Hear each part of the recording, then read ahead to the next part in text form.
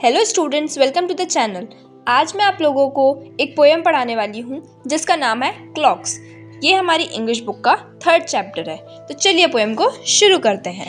Tick tock says the small clock, ding dong says the big clock, cuckoo cuckoo says the little birdie in the cuckoo clock.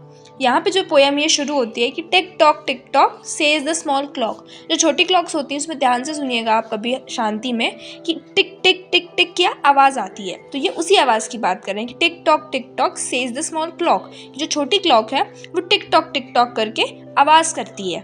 Ding dong says the big clock. अब देखिए जैसे photo में यहाँ clock बनी हुई है, इसमें नीचे पेंडुलम है, तो ये पेंडुलम जब हिलता है तो ये डिंग डोंग करके आवाज़ करता है। तो ये क्या है, ये बड़ी क्लॉक है। तो इसकी बात कर रहा है इस पोएम में कि डिंग डोंग करके जो बड़ी क्लॉक है वो आवाज़ करती है। Cuckoo cuckoo says the little birdie in the cuckoo clock. आपने देखा होगा एक बर्ड क्लॉक भी होती है जिसमें जब टाइम होता है, घंटा पूरा होता है, 1 घंटा पूरा होता है, तो वो बर्ड जो होती है वो उसमें से निकलती है और बाहर आकर आवाज़ करती है। तो वो बता रहा है पोएम में कि जो आगे क्या है, जो कुकू क्लॉक है, जो बर्ड वाली क्लॉक है, उससे बर्ड बाहर निकल के कुकू कुकू करके आवाज़ कर रही है। There are clocks and clocks to tell us the time, big ones, small ones, round ones, long ones. Some are kept on the table, some hung on the wall, but the big grandfather's clock and the cuckoo clock are the best of all. फिर आगे poem में बता रहे हैं कि उनके पास बहुत सारी क्लॉक्स हैं। There are clocks and clocks की बहुत सारी क्लॉक्स हैं to tell us the time, जो हमें समय बता सकती हैं। Big ones, small ones, round ones, long ones. बड़ी भी हैं, छोटी भी हैं।